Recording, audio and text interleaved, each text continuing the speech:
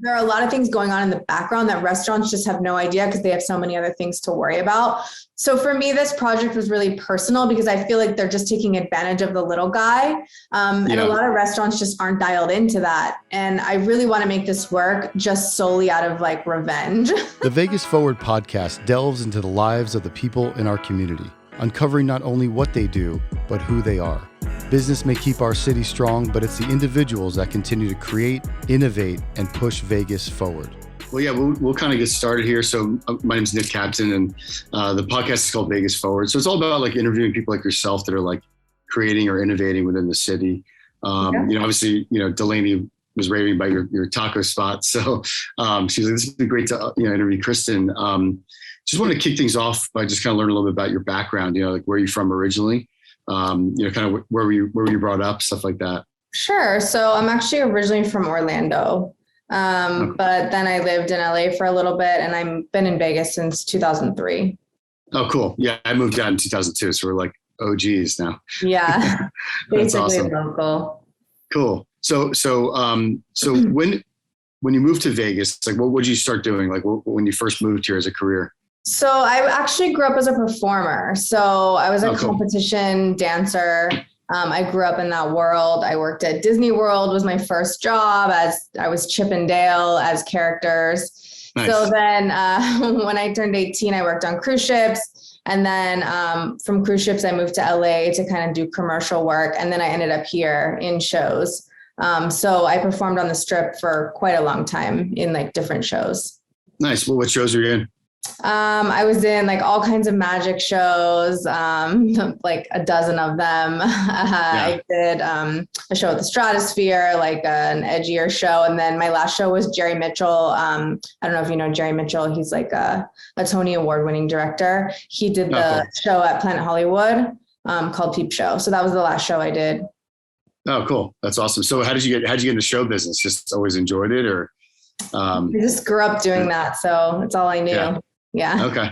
And so when you left that, did you go right into hospitality, or how did you go from, it's like a very weird roundabout how I ended up here. But no, I actually, my husband has always been in hospitality. We met actually when I first moved here. I started working at Mon Ami as like a hostess because I didn't know anyone. I happened to know the chef at Mon Ami because he was also a chef where I worked in LA.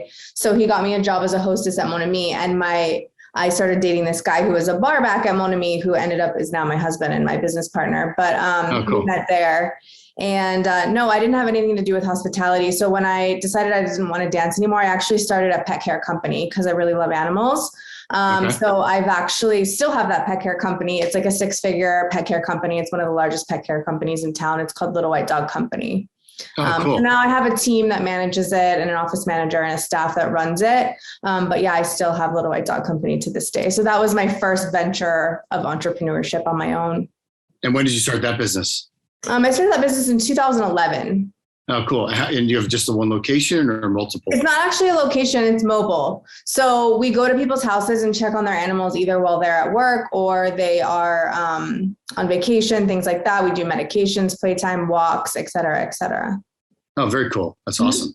So you just loved animals and you got into it? Mm-hmm. And as your first business, was there challenges that you faced, like unexpected things that you had to learn and stuff like that? For sure. I mean, I didn't really know anything about running a business. So for the first few years, I just did it myself. And I actually grew it pretty quickly, just telling my friends and family or people that like in the industry, like in the entertainment industry that I already knew, like, hey, I can take care of your dogs. I have this business now. So it grew relatively quickly. So then when I started adding staff, that's when it kind of got a little bit more challenging. I had to really learn how to like maneuver, like managing a staff, payroll, accounting, all of these things that I didn't really know how to do. But I actually got into a mastermind for people who are looking to get into entrepreneurship. If you find a mastermind that's kind of in your wheelhouse, it's like the easiest way to learn how things work, because you end up being like a small fish in a big pond. So I was able to learn from other entrepreneurs in the space, and I had a coach and everything. So I was able to grow that business very quickly.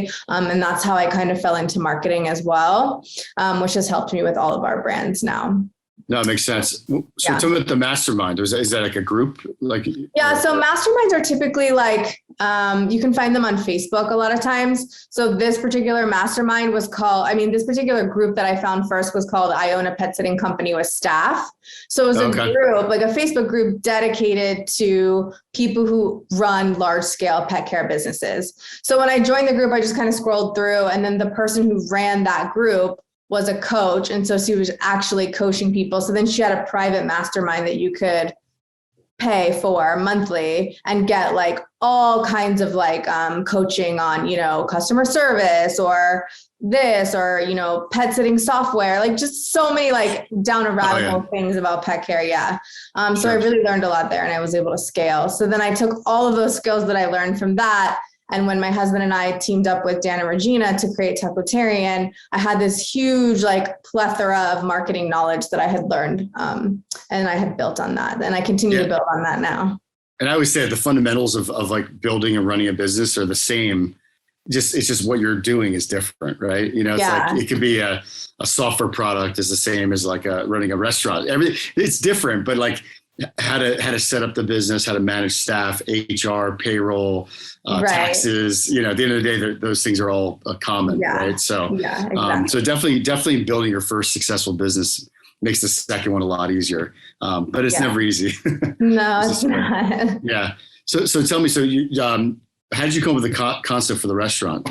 So the restaurant was actually, my husband and Dan and Regina were kind of talking about, they had worked together in management for another company for like 15 years. Okay. And so we kind of did this like trip together with some other people, and they started talking about doing this restaurant. And then I was vegan at the time. My husband is mostly vegan. So I was just like, hey, we just kind of started talking about doing a vegan concept, because I thought there was there wasn't a lack of vegan food. There was a lack of vegan food that wasn't geared just towards vegans, meaning like food that's so good that anyone will eat and enjoy it, whether they're vegan or not. And that's just kind of been our whole concept. Yeah. And I noticed that from your menu. I was checking it out earlier, and it was like, it's stuff you'd see in other Mexican food restaurants, but unique, it wasn't like your typical, but there's familiarity with the ingredients and stuff like that. But it was vegan style, which is kind of cool. Right. And my husband's from Mexico, and Regina, my other business partner, is from Mexico. So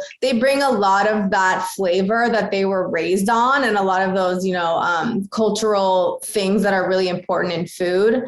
They brought those kind of to the menu, and we've kind of continued to build on the menu as we've grown. And I think that that's something that you see in Mexico that you don't see a lot in like Mexican restaurants in the States. Is like, you think of like Mexican restaurants in the States being like this kind of like orange and Tex-Mex. Yellow, weird, and not even relating to the food, but just the vibe and the decor. But when you go to Mexico City, it's like everything's so bright and colorful and light and airy. And we really wanted to bring that to Tacotarian. And I think that's something that people really enjoy, because it's like an inviting space where they can sit and relax and not feel like it's just like a turn and burn, kind of restaurant. Yeah, and I haven't been there, but I saw pictures. Like the decor is awesome. Like you said, it's real fresh. I watch a lot of. I'm a big foodie, so I watch a lot of those food shows, like where they travel. And I've always wanted to go to Mexico City, because I agree. It's like I've been to like Playa del Carmen and Cabo, and it's just like it's the same kind of food, right? It's like tacos and like basic stuff. But Mexico City is really an epicenter for food and all the markets and everything. Cool. Yeah, I highly recommend going to Mexico City. It's a beautiful city. There's so much food there. There's amazing things to do. It's a really cool city. So did you guys travel down there to get ideas for menu items and things? Yeah, we that's when we first kind of decided to do this project, is when we went down there. But we've since been back, and Regina lives there, so she goes. She's from there, so she goes back all the time. But we typically travel to Mexico a lot, and we love it down there, and we love bringing things that were inspired by there back to share with people here. No, that's awesome. So you guys have 3 locations, or is it 4? Yeah, so we have 3 locations that are open currently, and we have a 4th Tacotarian that's going to be opening on Blue Diamond in Decatur, probably like first or second quarter 2022. Okay, that's right near EOS Fitness and that Bella Vita area. That's that's a growing area. That's awesome. Yeah, it's that new building like right in front of EOS. So. Oh, cool. Nice. Mm-hmm. So do you guys have plans of expanding outside of the city, or are you going to keep it local? No, we definitely are expanding.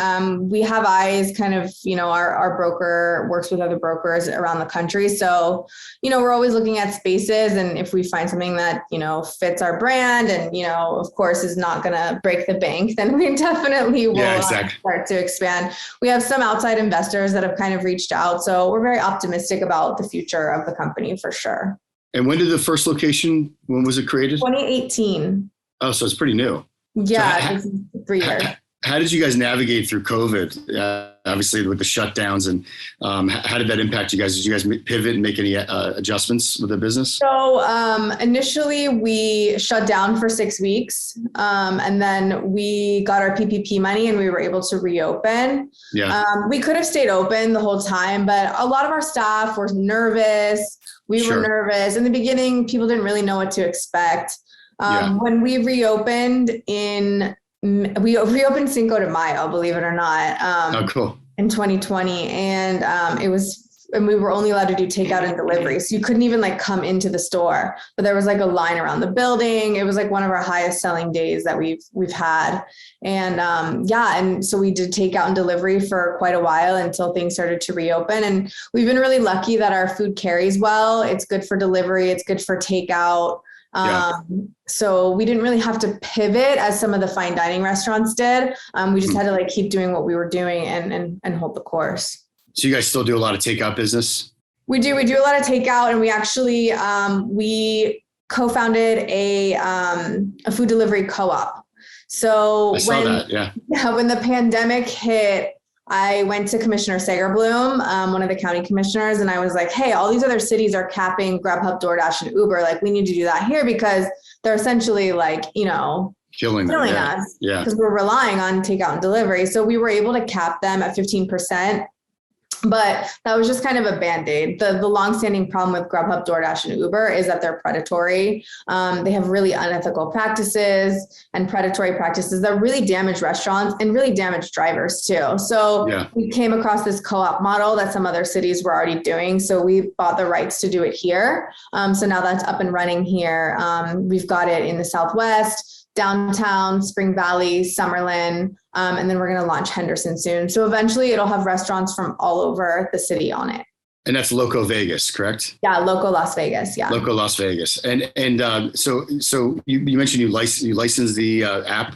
So is someone else or we licensed. So we bought the franchise. So basically, the concept was kind of started in Iowa City by this guy John Sewell, and I don't know how much you know about building an app, but basically to build your own app that does what DoorDash, Grubhub, and Uber does would cost you millions of dollars that small restaurant owners don't have. Sure. So he figured out a way to kind of use existing technology by patching together existing ordering systems that we've kind of white labeled, and then existing delivery systems that can work together. So you're ordering through LOCO, but it's actually going through another system and then pushing to the drivers.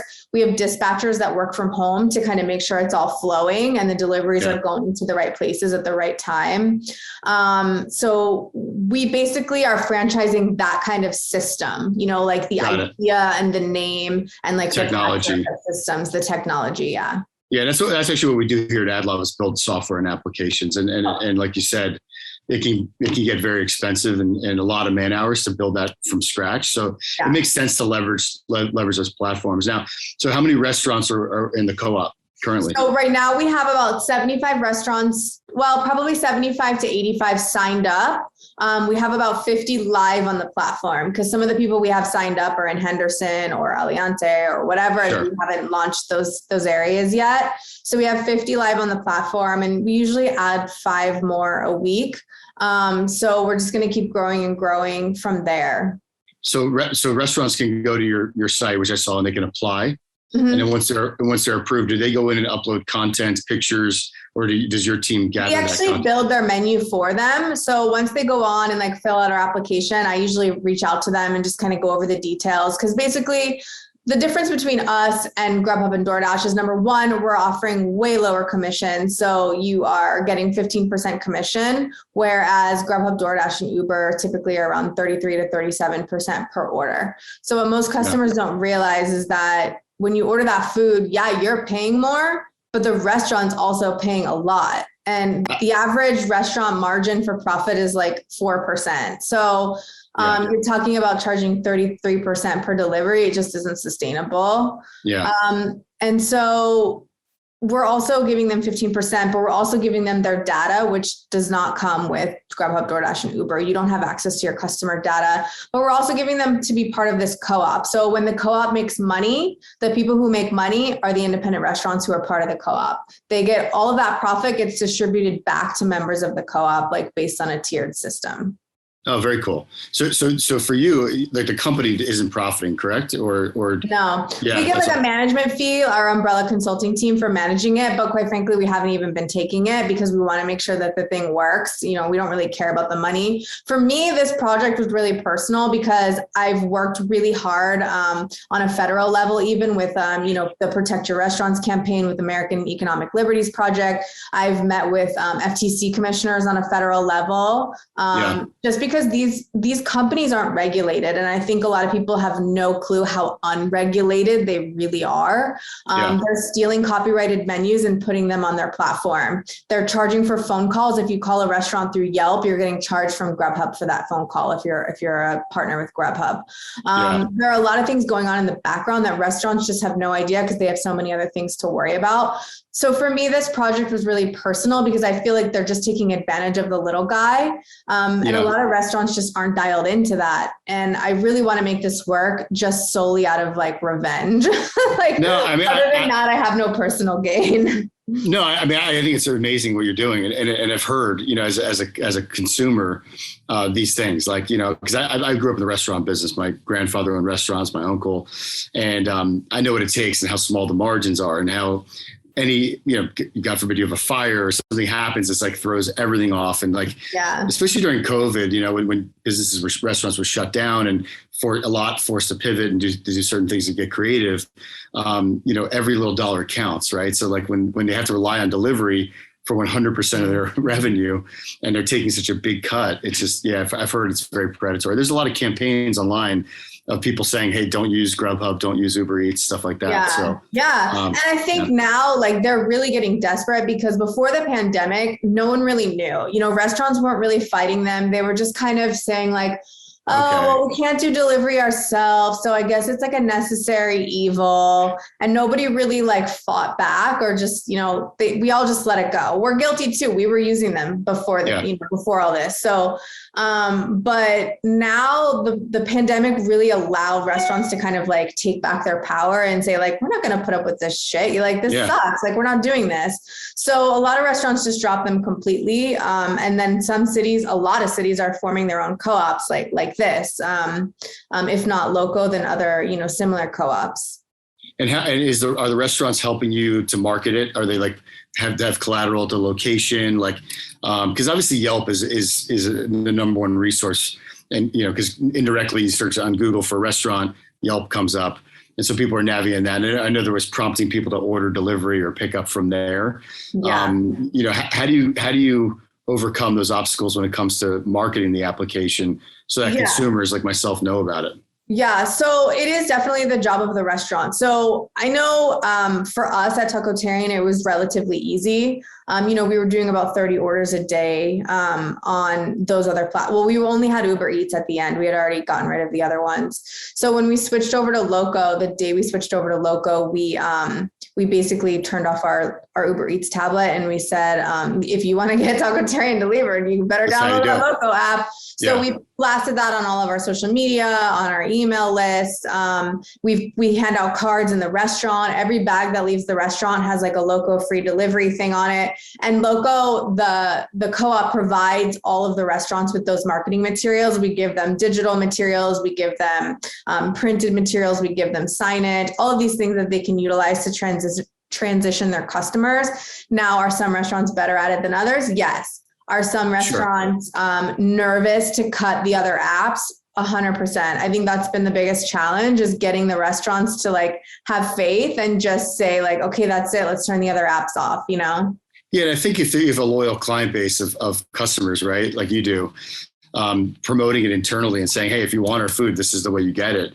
Customers will naturally adapt. I don't think people are necessarily like addicted to DoorDash or Uber Eats. They want the food, you know, and they want to show up. Yeah. I think restaurants have this thing that they think that people are just finding them on those apps and randomly ordering their food, and that's how they're getting customers. And I think that's like a false sense of security. I don't think that's happening at all. Like, have you ever just gone on an app and been like, what am I going to order? No, you're like, okay, I want Fuku burger. Like, I'm going to get that. Or I want Tacotarian. I'm going to get that. So those people that have really ditched the other apps have performed the best on LOCO. So Tacotarian, Cornish pasty kills it on there, Fuku burger. So many of those smaller, like kind of really trendy places that this is the only way you can get their food delivered. They've been really successful. And those businesses that you mentioned are really good at marketing as well, right? So they probably promote it internally on the social media. I mean, the business has to get behind it. Unfortunately, a lot of restaurants aren't that savvy when it comes to marketing, you know, so it can be a challenge there. And I could see getting complacent, just be like, hey, an order is better than no order, and getting scared to leave those applications. But I think it's pretty cool that you guys are doing that. Now, how do you do it? Like, because obviously there's mistakes with orders and like, you know, issues or billing issues, like, given the fact you're doing it as like I don't want to call it a nonprofit, but you know, how do you handle all those activities with customer service? Yeah, so we have customer service agents. Like I said, they're called dispatchers. So they're working from home, and we use a software called Freshdesk that most people know what it is. But if you go to our website and you chat, or if you call our customer service line, it directs you to our customer service agents that are working from home. So they can help, you know, let's say you use the example, like if there was a restaurant mistake, like if somebody forgot something off the order, the nice thing about LOCO is that if we can say like, hey, do you want it refunded, or do you want us to go back and get it and bring it to you? And sometimes they'll say like, oh, I still want it. Like, can you go back and get it? So in that case, we'll send the driver back to the restaurant to pick up the item that was missing and then deliver it to the customer. And I think that adds like another layer of something that we offer that you can't get on those other apps. Half the time on those other apps, you can't even get a refund because you can't get a hold of anybody. Yeah, it's terrible. So it's very easy to get a refund on LOCO. You can either just call the customer service line, or you can email, and they'll give you a refund if something was, you know, messed up. But we haven't had that many mistakes. Everyone's been kind of on top of their stuff.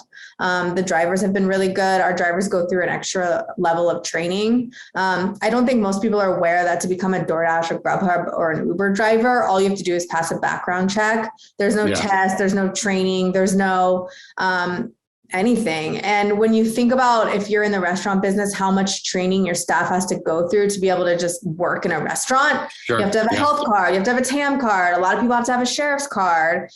There's so many work cards. And then the people taking your food the last mile, literally you just hand over that food to God knows who. And you're like, oh, well, hope it makes it. I know. And quite frankly, like when we used to use Uber and those other platforms, we had such an issue with food missing when it would get to the customer. We installed cameras over where they pack the bags at the restaurant, and we thought our staff was messing up. And as we watched that footage, we realized our staff was not messing up. The food was disappearing on its way to the customer. So bags were getting opened, food was getting touched. And that's just a lack of people are probably frustrated because they're not making any money on those platforms. And B, it was a lack of training. So we've partnered with Restaurant Hospitality Institute. Mark Steele created a program that's specifically for food delivery drivers that covers food safety, you know, a little bit of alcohol safety in case we can ever deliver alcohol, and just basic delivery practices like checking the order, not touching the food, you know, things like that. And how do you guys find the drivers? They just apply on the site, or? Yeah. A lot of them, you know, friends of friends are kind of trickling in, and we've had some that have been with us since we started, which has been great. A lot of people, it's like a side gig. They just want a little bit of extra income. And right now, since we're kind of just like, it just fluctuates because it's so new, we basically guarantee them 2 deliveries per hour, even if they're just sitting in a parking lot somewhere. We're still paying them as if they did 2 deliveries. Just because it's important that people make money, you know, they need to earn a living wage while we figure it out. No, of course. Now I'm assuming like when the shutdowns happened, like delivery was skyrocketed. What are levels at like right now? Is it still elevated? It maybe stays elevated into the future? I don't know. I think honestly, it's not elevated. I think we're at a lower point in delivery. So we didn't have LOCO during the pandemic. So I don't really know on the back end what was happening. I can only judge it by like our restaurant numbers. Yeah. But I think delivery has slowed down a little bit. But I think as it gets colder, I think delivery will start to pick back up again, and we'll get into a normal ebb and flow of like, summer's the slower for delivery, and even dine in. Summer is usually a slower business because it's hot. And then winter, people just don't want to leave their house because it's cold. So then they order in more. So I think we'll get into that rhythm, but this is like, we're still all in the new for LOCO. So I'm not 100% sure. Yeah, I would think that consumer habits would have changed because of what happened, right? Because they're but they really didn't. Interesting. That's pretty good. And so with the app, are you you're going to keep it here in Las Vegas, correct? You're not expanding to other cities or anything like that? No, we have the rights to like the greater Las Vegas area. So I mean, I guess we could do like Boulder City if we wanted, or something like that. But no. If somebody wants to take LOCO, if somebody hears this and they're in another city and they think like, holy crap, I could do that in my city. Just hit me up. I'll put you in contact with the right people and you can do it in your city.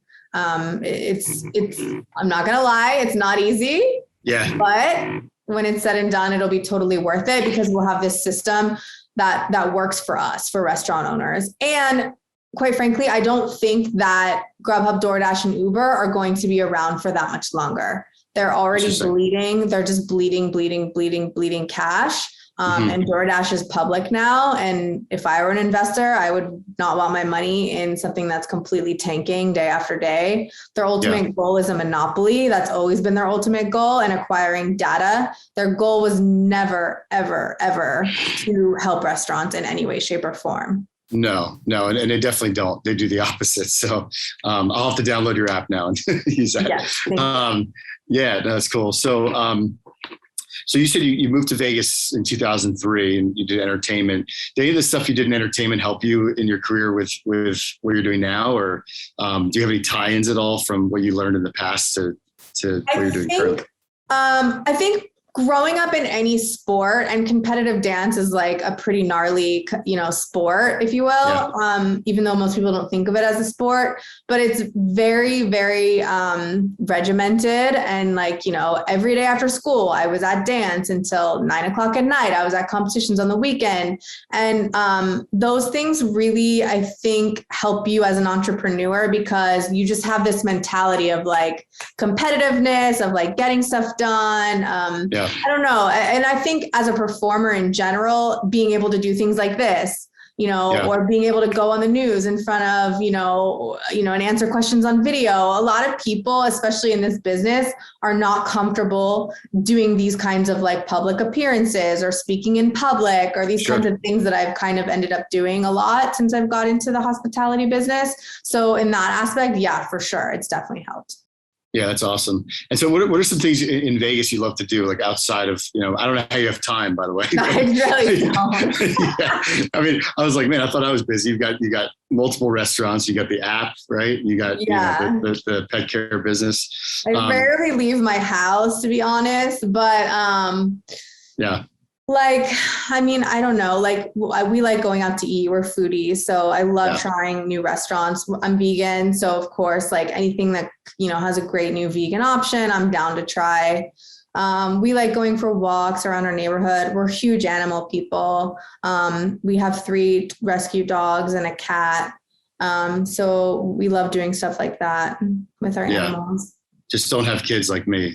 You'll have no time. Don't worry. Don't do kids. Don't like them. Don't need them. I'm good. Animals are a lot easier. I got 2 boys, a 4-year-old and a 2-year-old, and it's like, I always say when I wake up in the morning and go to work, it's like the easiest part of my day and when I get home compared to. So that's awesome. The city's changing a lot too. Obviously, it's growing. There's a lot more infrastructure than before, right? It was just casinos. where do you see the city going over the next 5 to 10 years? And like, I know the restaurant industry obviously is blowing up out here. A lot of chefs are moving from the Strip and creating their own restaurants like Sparrow and Wolf and things like that. Generally speaking, like where do you see the city going? Where do you see yourself in the business expanding with that growth? Gosh, it's so hard. When I moved here in 2003, well, I lived randomly because I didn't know the city, and I lived in this like apartment off MLK and like the 15. Oh, okay. Yeah. By that Costco. So then I moved out of that, and I ended up moving way over on like what's like Jones and Windmill-ish. But it was nothing there. It was a dirt road. It was like the only complex in the area. The complex is still there. But it was like, if it rained, you could never even get home at night because all of the roads were dirt. Yeah, it was flooded and all of the roads were dirt. So just like in the time that I've been here, it's so crazy to think about how much this city has grown. And you almost don't notice it because it's just like overnight things pop up. And I saw that article that came out yesterday about the Durango casino that's going in on Durango and 215. I was like, where are they going to put that? Like, I don't see how that fits there. Yeah. I mean, that's a big area that probably needs a casino. There's nothing over there. But I don't know where they're going to put it. But the Ben's going there, and then the Uncommons is going there. So there's going to be like those three huge things, like right in that tiny little. So yeah, it is interesting. I agree. I think most people are moving off the Strip. I think this town is so underrated for what it is as far as food. We're so spoiled here with the amount of amazing, amazing food options we have in this city that are not even related to tourism at all. I see more and more like mom and pop places, and I see less and less chain restaurants. And I really, really love that. Yeah, one of the people we interviewed actually, our last podcast was Josh Molina from Makers and Finders, and he had a really cool story. He needs to get on LOCO. Yeah, he'd be actually a perfect fit because he's got his spot downtown, and then I think he'll downtown Summerlin. Great guy, but a real cool background about how he started the business. And he's like, I didn't even know what I was doing, which is most of us, right? When we start a business, we're like, I don't know, but he kind of figured it out and has really grown a really good business. But same kind of thing is a common theme with everybody about how resilient the town is and how much creativity there is here. And a lot of people, when you tell them you're from Las Vegas, are like, oh, what hotel do you live in or whatever. Yeah. But I think it's an awesome hub too, because you have a lot of outdoor stuff. It's so easy to get to like, LA or, Arizona. There's just a lot of great things about living here. And I definitely love living here. It's somewhere I probably will never leave. Yeah. It's just got a lot of opportunity. I think, and there's a ton of people like yourself that are entrepreneurs that start something and create a really big brand locally, which is really cool to see. Yeah. Yeah. So what was my last question? I don't remember. But again, I really appreciate the thing you're doing with the app too. I mean, the app to me is something that's like a passion project. Tell me a little bit more about the legislation you're fighting for. Is that something you're doing actively, like ongoing, or? Yeah. So like I said, I work a little bit with American Economic Liberties Project, which is like a national org that kind of fights for like transparency laws and things like that. So whenever they need my help, like I'll usually step in, I'll do meetings with FTC commissioners if they'll talk to us. I like I said, I worked with the restaurant association here on the SB 310, I believe it was, which actually is in place now, which prevents menu stealing. They'll get fined now if they steal our menus and put them on their platform. They only have like 48 hours to remove them, or else they get fined like $500 a day, which is huge. We actually did want a lot more transparency on the bill, and ironically, they fought that. They don't want transparency. So, what about user provided content? So like with Yelp, I can go and take a picture of the menu. Is that still something that would fall into that category, or? No, that's different. I'm talking about like, so when you go on DoorDash previously, Tacotarian was not signed up for DoorDash, but Tacotarian was listed as a partner on DoorDash with their menu. Like you could order, and what they were doing is they would let people order, then they would send a driver the driver has like a DoorDash credit card, and they would go in person and place the order for the DoorDash delivery. Oh, wow. I didn't even know they did that. They do that all the time. Well, now they can't. They do that all the time. So people are like, well, why would, so number one, my biggest argument is that my biggest criticism that I get when people say, well, then they're like, who cares? I'm not paying the 33% on that order. Then let them deliver my food, to whoever, I don't care. Yeah. The problem with that is like, yes and no. I do see like, okay, you're not paying the 33%. Why do you care? But number one, what happens when your menu's outdated? People are ordering stuff that you don't have anymore. So now a DoorDash is coming in, placing an order, you don't have it. So now he's going to call the customer and say like, oh, they didn't have this, or this, or this, or this. Like, what do you want instead? Then the customer's going to get pissed and say like, well, why is that on DoorDash if they don't offer it? And then they're going to leave you a bad review on DoorDash. Unbeknownst to you, you're not even on DoorDash. So it's like, you had no control over that entire transaction. Yeah. So I think there's a lot of things that restaurant owners aren't seeing that are happening, and then they're overlooking and they don't think that are impacting them, but they really are. These are things that are really important. So yeah, removing menus immediately, those are copyrighted menus, but that's different than like user generated content. Yeah. And so are you getting a lot of restaurants trying to sign up for the app, or is it?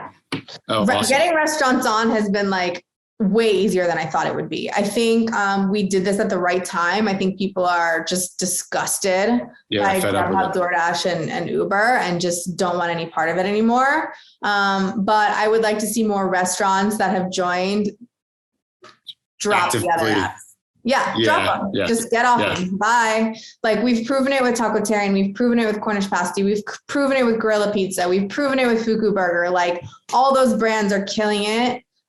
So if you have a restaurant and you want to get on and be part of the movement and give the middle finger to those other guys, then like, come join us, Have you guys gathered up, any kind of those like case studies, if you will, of what happened at those other restaurants and how they were able to kind of kick the app, if you will? You mean like on our own? Yeah. I mean, that's to me a pretty powerful story. I know it's not your full-time job, the app, right? So it's probably hard to do that, but I mean, it feels like it is, but sure. Yeah. Yeah. Yeah, we have kind of like, I don't have them. I should actually put those into a blog form. You're right. I should do that. I should put at least the Tacotarian one I should put in a blog. Because it is very powerful, because you can see that, for a minute we lost business, but then, after a few weeks it came right back, because people essentially, if they want your food, they're going to find it. Exactly. And if that's the only place to get it, then they're going to do it. So that's awesome. Well, I really appreciate you coming on today. I mean, where can people find you guys at Tacotarian and LOCO? Yep. Tacotarian is just tacotarianlv.com, or Eat Tacotarian on Instagram and Facebook. And LOCO is locovegas.coop is the website. The app, you can just search Get LOCO in your app store or your Play Store. And then I think our Instagram is loco.vegas. I can't remember what our Facebook is. LOCO.Vegas. Awesome. Well, thanks so much, Kristen, for coming on today. I really appreciate it. Yeah, thanks for having me. Yeah, super cool history of how you built the businesses, and also you got the pet business too. If anyone needs some dog walking in Summerlin or Southwest, it's Little White Dog Company. Don't forget. Awesome. Well, thanks so much for coming on. I appreciate it. And, best of luck to you and both businesses. I'm going to have to come check you guys out. So yeah, thank you so much. Yeah. Awesome. Well, have an awesome day. Appreciate it. Okay. Talk to you later. Bye. Bye.